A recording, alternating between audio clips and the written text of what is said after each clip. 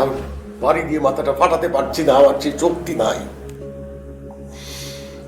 জল যত খোলা হবে মান সম্মান তত যাবে। তাহলে কি এখন আমরা মুখ বুঝে সব কিছু সহ্য করবো? এটাকে ভিতরে কোনো অ্যাকশন নিব না? আমার মেয়ের কান্না আমি আর সহ্য করতে পারছি না। তোমরা যদি কেউ কিছু না করো, আমি আমার মেয়েকে নিয়ে থানায় যাব।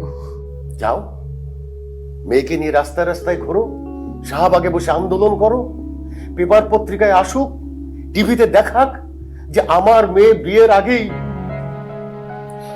আমি তো আর নিতে পারছি না।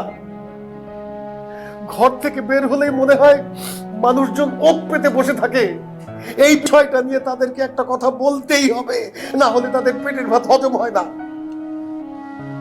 এখনো সময় আছে, বিষয়টাকে শেষ করো।